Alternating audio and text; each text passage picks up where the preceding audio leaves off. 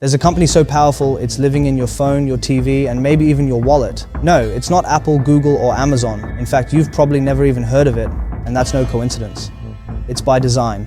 Today, we're revealing how Tencent became one of the most powerful and most silent forces in the world. The uprise.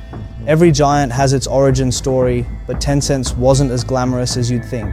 It all actually started in 1998, when a man named Pony Ma and his friends decided to launch a chat software called OICQ. If that sounds a lot like ICQ, it's because it was. It was basically a copy of the Western platform, but tweaked to suit the Chinese market. It was easier to download, simpler to use, and better suited for the region's internet ecosystem. Now, AOL, the parent company of ICQ, wasn't happy about Tencent's creative inspiration and took them to court. The lawsuit forced Pony Ma to change the name to QQ, and that name would go on to become one of the most recognizable in China. However, lawsuits were the least of Tencent's worries. The company was also broke. They needed cash, and fast. This led to a round of desperate pitches to potential investors. Venture capitalists soon saw potential in Pony Ma's vision, and with fresh funding, Tencent stabilized and focused on growth. And grow it did. From QQ to WeChat and beyond. It was now the early 2000s, and Microsoft introduced MSN Messenger in China. It had the backing of one of the richest companies on earth. Surely Tencent didn't stand a chance, right? Wrong. Microsoft might have had the money, but Tencent had speed and local knowledge. When users demanded offline messaging, Tencent delivered it in weeks. Microsoft? They were still discussing it in meetings. Tencent's decision to keep their servers local also gave them a major edge, as users got faster speeds than Microsoft's US-based servers could offer. By 2005, Tencent's QQ had over 500 million users. Microsoft? Let's just say they quietly exited the chat. In 2011, WeChat was launched as a simple messaging app, but Tencent wasn't going to leave this to chance. Instead of letting one team handle it, they put several internal teams in direct competition to see which one could create the best product. This survival of the fittest strategy worked. WeChat introduced features the world had never seen before, like push-to-talk voice messages, years before WhatsApp did. But that was just the start. Over time, WeChat became a super app. It wasn't just for messaging anymore. You could shop, pay bills, book taxis, order food, and even pay your rent.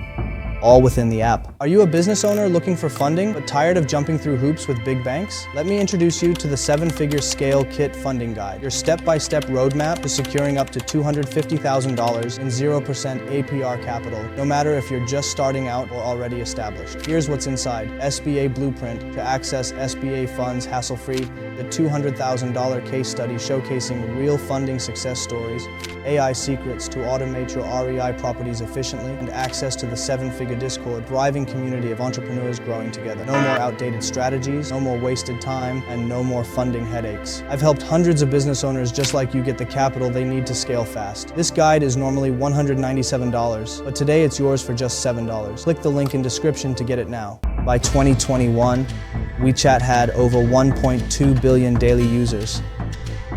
In China, life without WeChat was basically impossible. When it comes to video game giants, names like Sony, Microsoft, or Nintendo often pop up first in our minds. But the reality? Tencent is the largest gaming company in the world in terms of revenue. And here's something even weirder. They don't even make most of the games you play. Tencent, you see, buys or invests in companies that do. They own 100% of Riot Games, the creators of League of Legends, and they have a 40% stake in Epic Games, the creators of Fortnite. But they didn't stop there. Tencent bought big stakes in companies like Activision Blizzard, Ubisoft, and Supercell, the minds behind Clash of Clans. This strategy of buy, partner, or copy worked. Tencent now earns billions every year from games most people don't even realize it owns.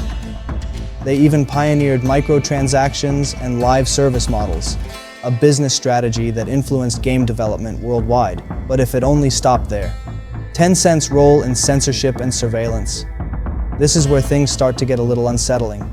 As WeChat grew, so did the interest of the Chinese Communist Party, CCP. China's government has tight control over its citizens' online activities, and Tencent's platforms are part of that system.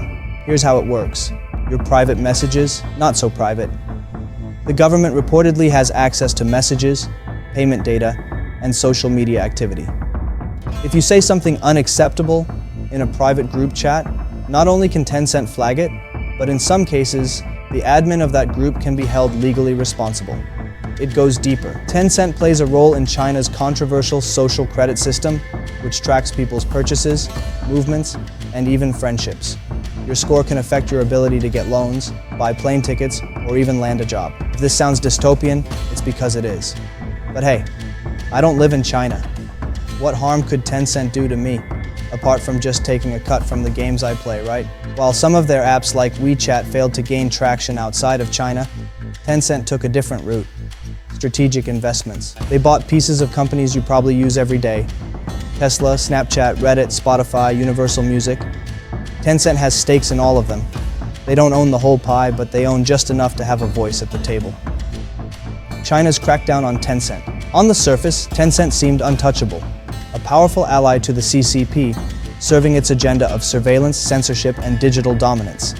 But in 2021, the unthinkable happened. The CCP turned on Tencent. Tencent's anti-competitive tactics had always followed a clear playbook.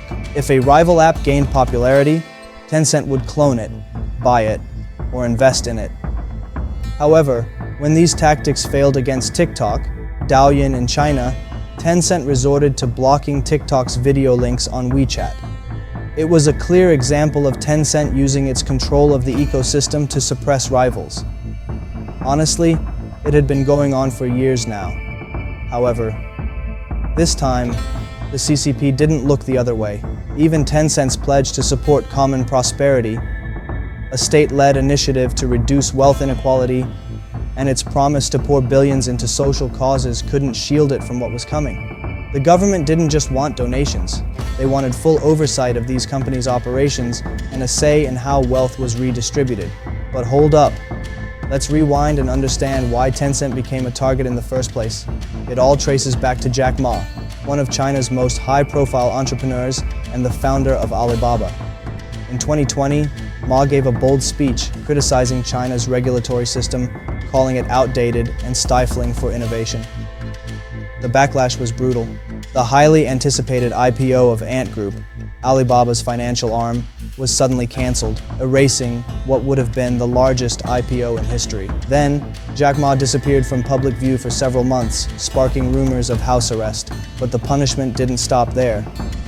The government launched a massive antitrust investigation into Alibaba, accusing it of monopolistic practices. The result? A record $2.8 billion fine. The message to China's business world was crystal clear. No company, no CEO, and no fortune is above the party. What came next was a full-scale crackdown on big tech. The CCP tightened its grip on firms like Tencent and ByteDance, the company behind TikTok. New laws forced Tencent to limit how long kids could play games, with extreme measures like facial recognition technology to detect underage players. Tencent was also hit with multi-billion-dollar fines for monopolistic practices, and new game approvals were put on hold for months. The crackdown wiped out over $500 billion in Tencent's market value, and its CEO, Pony Ma, noticeably disappeared from the spotlight. It was clear that Tencent was no longer calling the shots. The government was. What's next for Tencent? With its gaming empire under attack and its social media dominance in question, you'd think Tencent would be waving the white flag. Nope, not even close. Instead, Tencent is doubling down on the metaverse, throwing cash into VR, cloud gaming, and online services. If they control the platforms of the future, they control the future itself. But will the CCP let Tencent go all in on the metaverse? China's government isn't a fan of tech companies having too much power, and Tencent's influence is already a hot topic. Enjoyed the insight? Like, subscribe, and turn on notifications so you don't miss any of our future videos.